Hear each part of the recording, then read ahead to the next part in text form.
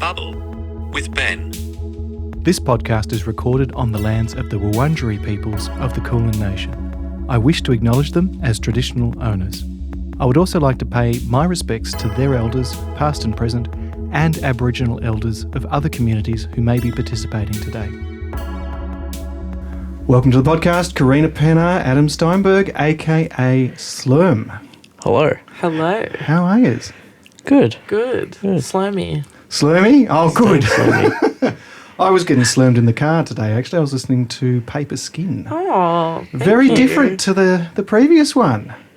I thought it would be... you know what it reminded me of? Have you guys seen Heartstopper on Netflix? Sort of a gay romance I've seen the film. ads for it. Yeah, I feel like I've seen that before. I thought Paper Skin would fit into that very, very nicely, actually. So, I don't know, if you guys haven't heard it before, check it out. Okay, have to watch that. Heartstopper, come for us. I'll keep that in mind. Have you got some more stuff coming out soon? Yes. Well, yeah, actually, after this, Yeah. we are recording vocals for. We're finishing our next song. Yeah. Are we going to leak the title yet or not? And no, I wasn't even sure if we we're going to leak anything about it. No, Oh, you don't have to leak anything. We're finishing our next single as we speak. It doesn't have to be Leaky Slurm. Well, Slim is, leaky. We Where can't does help the name? ourselves. Where does the name Slurm come from? Futurama. Futurama? She's obsessed with Futurama and I'm obsessed with energy drinks. And the energy Yeah. drink in Futurama is Slam. It's Yeah. Slurm. Is that the one that's got a slightly dubious sort of manufacturing Yep. process? Yeah, well, everything in Futurama is slightly, but the snail man, the Slurm Snail snail. man. Oh, That's that's me. right. Yeah. He's the manufacturer of Slurm. Hmm. And now I've coined it because I Googled it and it's not trademarked. Oh, really? Yep. Yeah. So I texted Adam and I was like, it's a good band name. Let's Slurm take band. it. Let's do it. And then Slurm was birthed. It's stuck. How long have you two been Slurm for now? Because I think, was it last year your first song came out? Yeah. It was May of last year. Yeah, so just over a year. We've been wanting to do Oh it my for a goodness. while and we made it happen in May. Yeah, well, So that's a what's- fair point. So, May last year. What's the Slurm sound? It's a lot of things. Sometimes a lot of things. We're not sure what to stick to. Well, I'm not sure that I personally have ever wanted to particularly stick to a genre, like the song comes out how it comes out sort of thing. And that's kind of what happened with Limbo, I would say, because a lot of our stuff was like more like Paper Skin, and then Limbo came about, and it was kind of like the sore thumb sticking out of the demos, but it just came out like that, and it's still a good song, so it doesn't really matter. Am I allowed to say my own song's good? Yes, of course you are. Well, yeah, it does. It is quite striking because Limbo is kind of this sort of old country sort of sound, whereas Paper Skin is very much a synth pop. Yeah. And I think that definitely comes from both of our listening tastes. Like, we don't listen to one genre. Yeah, I that's- would say that I listen to a lot of 80s synth pop in excess and all that kind of stuff. And then I also listen to metal. So there's like, there's lots of contrasting genres, and I know you're the same. Yeah. Our versions of what 80s music is very different because I really love like Joy Division and Pill and all that sort of stuff. And The then, punkier. Then we go into like In Excess, and we both Yeah. really love In Excess. Yeah, I would say that In Excess is a pretty big influence, and it's pretty evident in Yeah. Paper Skin. That's kind of like a middle ground for the two of us. Now, surely someone that owns a jazz master listens to a Cure record or two as well, yeah? Absolutely. Yeah. I love the first couple Cure records. Yeah. How is the guitar collection going at the moment, Adam? Have you still got that shell pink one? That's Yeah. my favourite. Yeah, Shell Pink one, the Jazz Master. That got broken That I was at gonna a show. say. What? I threw a tantrum and it got broken and I had to get it repaired. There But it's were all good multiple now. shows that you threw tantrums and the guitar ended up in the air and then on the ground. I'm very good at throwing tantrums. What were these tantrums about? That particular, it was at a sound check and I shocked myself.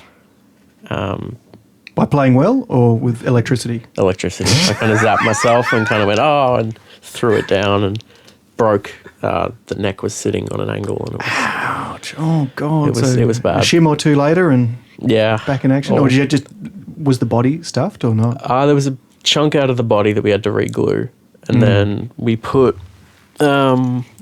had to put the neck back in and realign it and kind of do all that. A lot of work. If I'm not mistaken, you also threw it after the set finished. Yeah.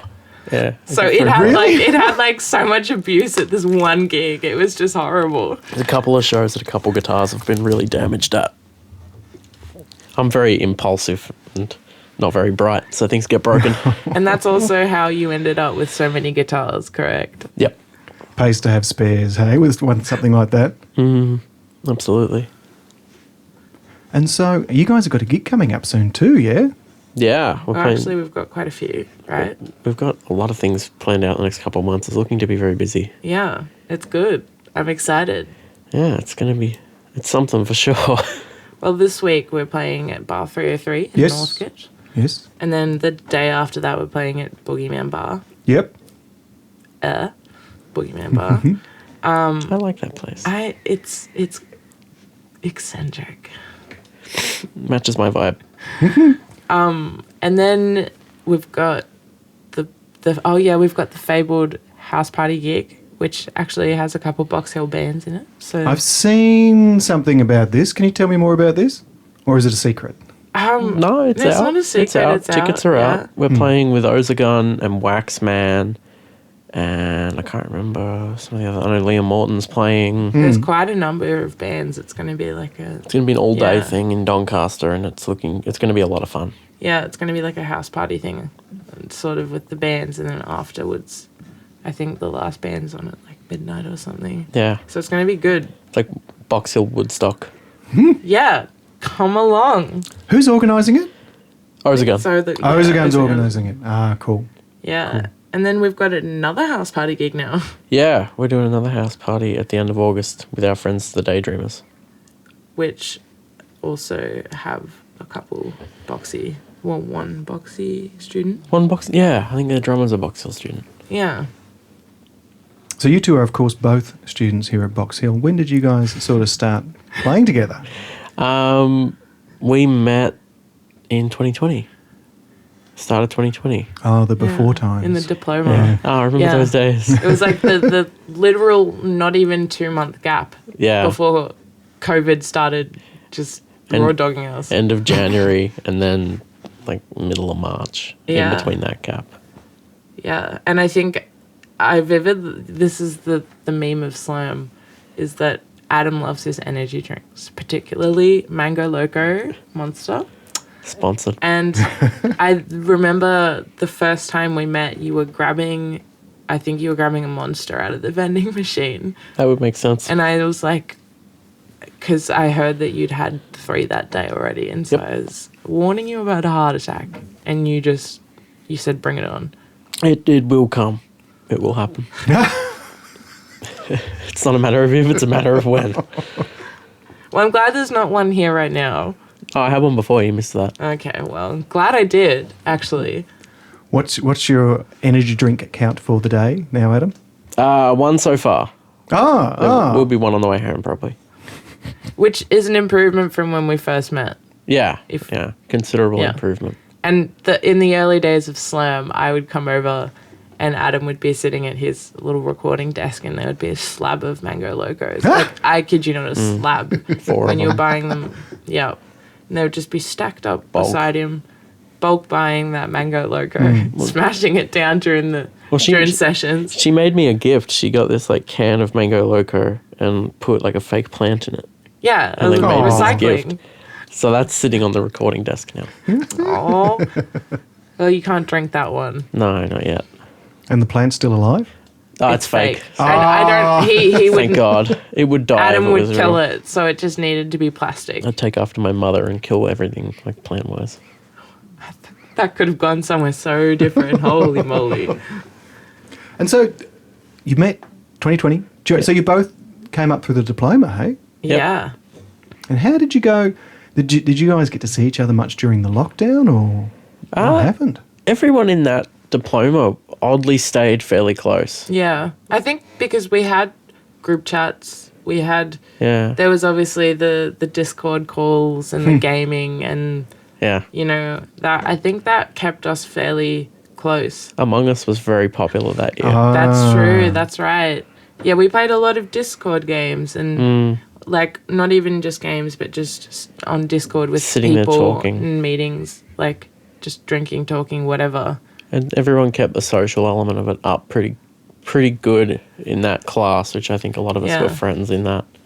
And you and I managed to maintain a good friendship through that. Yeah, we did, surprisingly, because we weren't on campus a whole lot No. at all. It just felt like I think it was a good group, that wanted to stay in contact. It wasn't just like, ooh, Yeah. Bonded by trauma. Yeah. It's a scientific fact. And so, are you both still studying at Box Hill now, or no? I am. Adam are? is not. Cheers, Yeah. I'm not. Yeah, yeah. What are you studying now? I am now in the Bachelor. Yeah, cool, Yeah. cool. Last- Are you doing? Oh, sorry. Oh, are you doing the old Bachelor or the new one, or The new not sure? one. The new one. Yeah. Me too. Me Yeah, too. it's interesting. A lot of the old Bachelor students are now in the new Bachelor anyway. So it's kind of good to have some of the people that you didn't think you would like still have here. Yeah. But I like it. Good. We've got a good group, and we've still got a lot of the diplomas from 2020 here. Some of them have left, but a lot of them are still here, and it's really it's really good to have them. Adam, Stinky. No, I'm kidding. I showered today. I'm flattered. Just for you, Ben. Who else from the 2020 diploma class is still here? Ooh, off the top of my head, it's gonna Kat. be hard. Kat, yeah. Abby? Is Abby still here? No, she left. Mickey's still here. Mickey's still here. Jake. No, Jake's gone. Is he? Yeah. God, I'm so out of touch. Yeah, no, that it's I don't know off the top of my head, but there's a few still here. Still see them around. I knew a lot of the Bachelor people through working. Yeah. Through like, 'cause all my friends went into Bachelor 2019. Yeah. And I did diploma, kind of following my bliss. Yeah.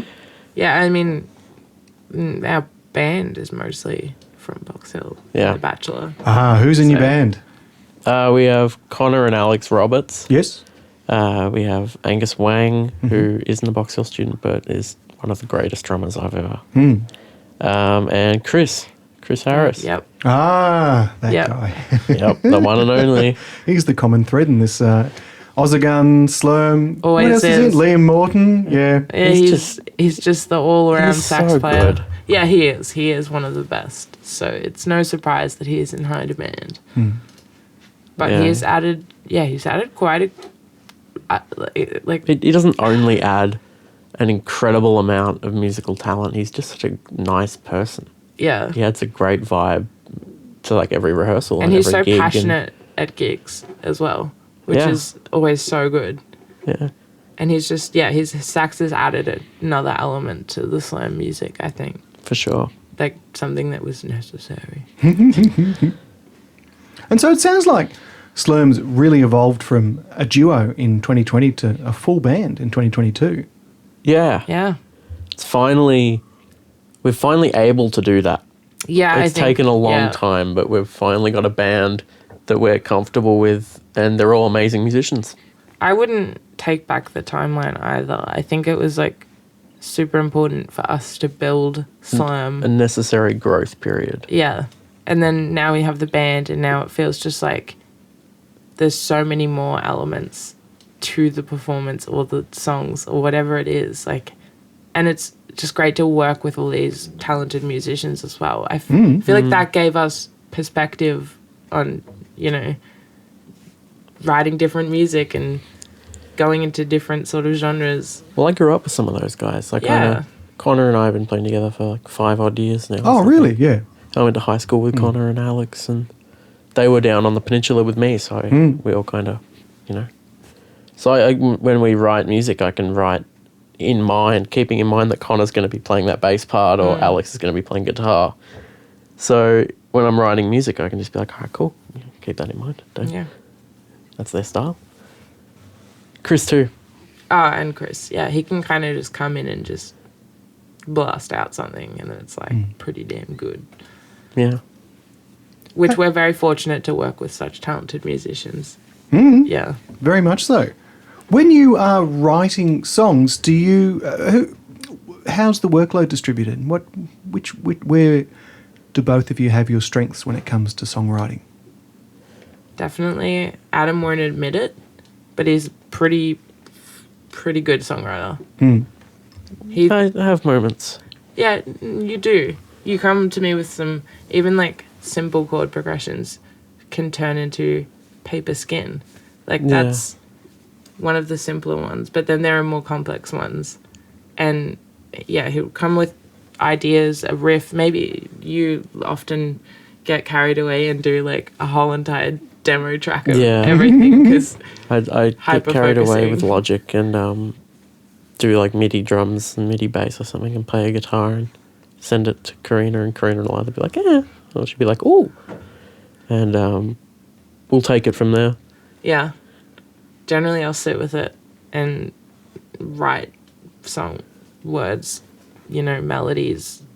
I don't know. Sometimes some songs, like, it comes like that. And then other songs, I'm like, okay, I'm going to have to sit with this a bit more. Like, one of the more recent demos I had to sit with for a while until it clicked. But then I'll send that back to Adam. And then it's a demo. And then we send it to the band. We're like, learn. And then, yeah, it kind of just happens. It comes together fairly quickly. Yeah. Some songs are just like that. Yeah.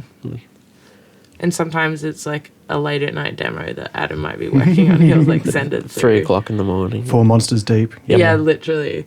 Or there was a couple of songs where I was like on the piano at like 2 a.m. just fiddling around. Yeah. Like that little one, Sad. And then I was just It doesn't being a sad girl. And then Adam's like, I like this. I'm like, oh, okay. Yeah. It doesn't always start with me on Logic Pro. So there's a lot of the time Karina will come in and be like, I got this. No more MIDI drums. No more MIDI drums. Even though you're really good at MIDI drums. I'm a great keyboard drummer. Because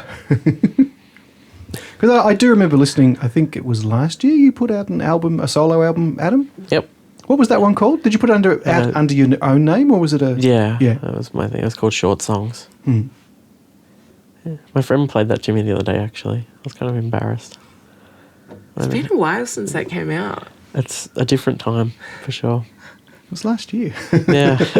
Yeah. What's changed? What's changed since last year? That was really just me trying to be like Jay Mascis or something. And that was honestly just before Slurm. That was just before Slurm. That was right So Slurm before that. changed a lot, Yeah, I don't like doing that so much. I like writing music a lot, and it was kind of me having fun writing music. I don't like when we played a show for it and I had to like sing and play guitar. I remember that. I hate doing that. I much rather just be the guitar player and stuff. So that really wasn't my thing. I think that really kind of solidified I would like to be in a band with someone else. I don't want to do this on my own. Yeah, I felt that way as well. Yeah. Don't want to do this on my own. Yeah. I just feel like you just had too much to offer. We both had solo bands before this. Yeah, which I technically still do You when do. I get it up and running again. She has an entire set of songs that are incredible. Oh, thank you. You're not going to upgrade them into Slurm songs, or there's something different? Some of them I consider like last night. Yeah, I was thinking on my walk. I was thinking, oh, maybe this song could be a Slurm song, or maybe this could go with this. But a lot of them, like when I'm writing them, I know what's going to be a Slurm song and what's not. Just A lot of Slurm songs in one way or another have kind of both of us on it. You know what I mean? yeah. Like if I write a song completely, I'll be like, oh, I don't know. I kind of Feels would odd. rather Karina have some kind of input on this instead Yeah. of me kind of shoving a song in her face. That being said, Karina's solo songs are incredible and I would love to do them. Thank you. Maybe we can. Maybe this can be another avenue on top of all the other ideas that we have. EP2. EP2. Oh God, did we just out ourselves? Yeah. So have you guys started doing recordings with the whole band yet, or is that's up and coming? That's up and coming. It's on the horizon. Yeah. It's on the horizon. This next single, when we first got together, we wrote a batch of like 7 or 8 songs. And we've taken a couple of those and recorded them from home and had the mix, and it's been like Limbo and Paper Skin and the single that's coming next. And then that's kind of the end of that old batch. And then we're going into all these new songs that we've written that we're going to do in a studio with a band and kind of move on from the home recording. Which served us for the purpose that it did at the time. The first era, and us learning to work with each other and that sort of thing. Yeah, and now I think we're shifting, we're growing. And having the other band members recording on the tracks is going to it's going to add so much. Because, they have so much credit. Like, Connor has so many great, fantastic ideas. It enriches our music, having people like Angus play kind of... We can send them a demo with a bass part and a drum part, but everyone has their own individual style that changes it. And even if they play it note for note, it's still got their vibe on it. So it's kind of... It would be a waste to not have them work with us in the studio. Absolutely. That's one of the really nice things about collaboration like that, because everyone brings their own specialties, like they'll always think, oh yeah, maybe I'll do a little bass run, or maybe there's a drum fill, or something that you wouldn't have thought of when you're sitting there with Logic Pro or Sibelius and going, oh God, do I really have to figure out a hi-hat pattern all on my own while I'm, figuring out what key everyone sings in. Well, and so I think it's great. A good example of that, we were in rehearsal the other day for one of the new songs. It's like an EP song. And there was this part that was kind of repetitive, and Connor was like, well, why don't we do this? And we came up with this great part that I would never have thought of, but it suits it perfectly. Yeah. So, it's great. Yeah, absolutely. I mean, I remember when I first was chatting to Connor about the demos, he was just full of ideas because he was just genuinely passionate about the songs, liking the songs and wanting to add some... it was incredible. And then actually jumping in with everybody... You're right. It's just everyone's added their own flair and their own... Everyone's very much finding their place in it. Yeah, it's great. It's very refreshing. It is. Yeah, the new era of Slurm. Does really feel like a new era, though. It's our new wave era. New improved formula, Slurm. 2.0. Now less proven to cause heart attacks. Or more proven, which is more better. Proven. We'll have to see about that one. You give it a couple of years. Oh, please don't. Well, you're drinking water right now, and that's what matters. This is my healthy phase. So when you are going to be recording, you're going to do it here at Box Hill? Yeah, probably. Whereabouts do you think?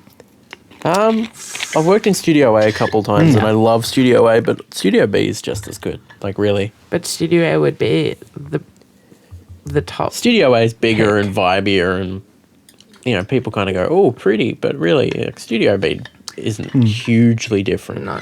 But I There's think... a couple people that would be saying, shut up, Adam, right now. But in my mind, like, I like Studio B a lot as well. But I think Studio A is...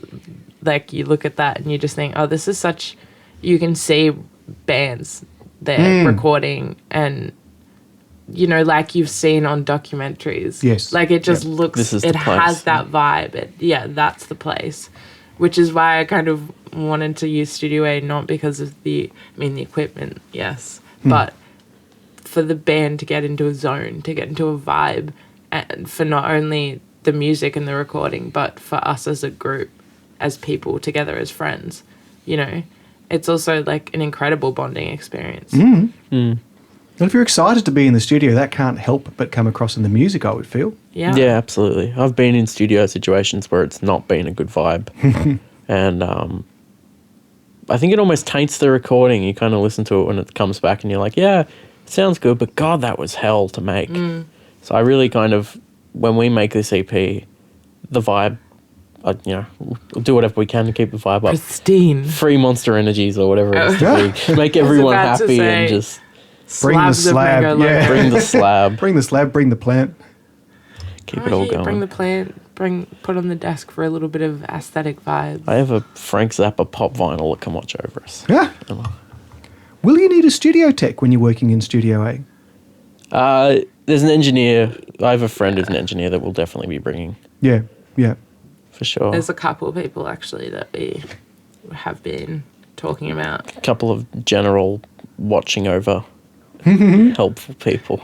We shall watch your career with interest, yeah. Just to make sure Adam doesn't do too many MIDI drums. Well, that's the risk, isn't it? Like when you're overdubs. used to having total control over a project, you can very easily spread yourself too thin. Yeah. And Adam would know that. Yeah, I'm a very big control freak. But I have a couple of friends that I have a lot of faith in. Yeah.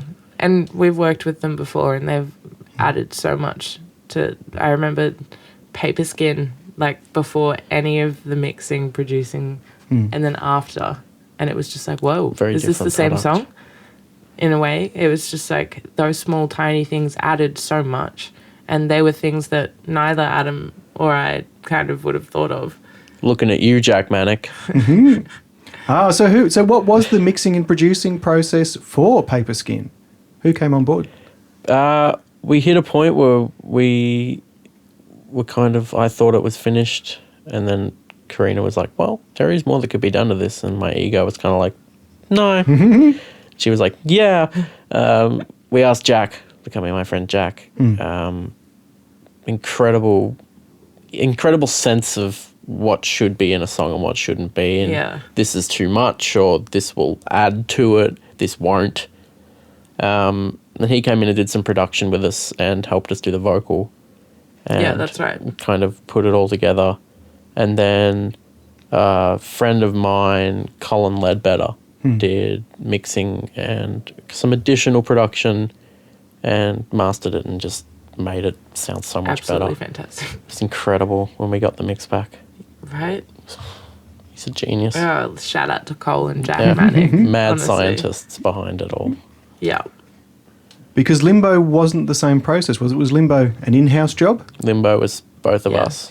But Jack did. Jack came contribute in to and helped a Limbo. little bit, but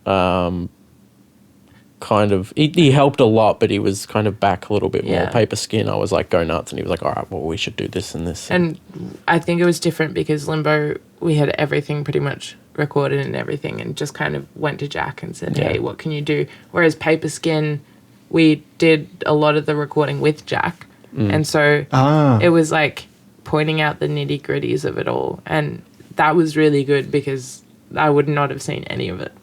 Him and I are both very big 1975 fans, so we were kind of like, let's get 80s. Let's do it. And it turned out great. Yeah. Yeah, it's on point, definitely. Yeah, as I said, Heartstopper came out earlier this year and it could have just slotted right in there. So I'm going to have to watch timing it was now. good. Yeah, yeah. I think Spotify has got the soundtrack too, but the show is very good too. I liked it. Yeah. I wouldn't say that the next single is going to be 80s synth pop. Nah. Jump in another direction. Just going on to the genre jumping, of Hey, if it's good enough for Paper David Skin. Bowie, then Well, meme school. School. meme school. Have you not seen the... Oh, my goodness, Ben. Someone asked him in like Fantastic. I'm 40. 1998 or something to say meme school. On, like, national television. Yeah, but it was like 20 years ago. And for some reason, the word's meme school. Meme school. Yeah, there's Like just a some video time of traveler's him. gone back in time and has asked him to say it. Yeah. Is this David Bowie? Yeah. David Bowie, It was yeah. like in the 90s. And Weird. Meme school. yeah, and he looks weirdly at the camera and he just goes, meme school. And it's just one of the best videos ever for no reason. I want to know the origin of it. I need to know why.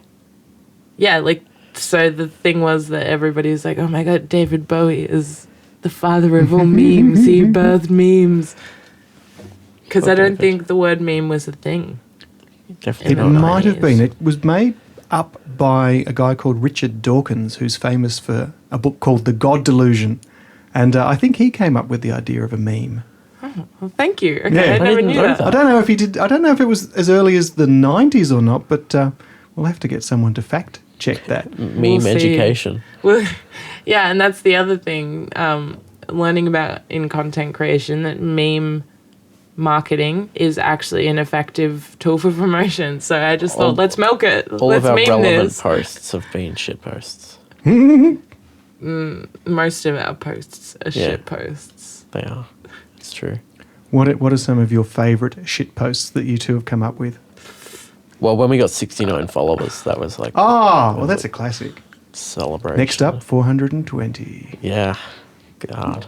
No, the ideal would be 420 followers, and we're following 6'9" people. Yeah. That would be ideal. That would Or work. Would you cap it? Would you just start for- blocking people after 420? Yep.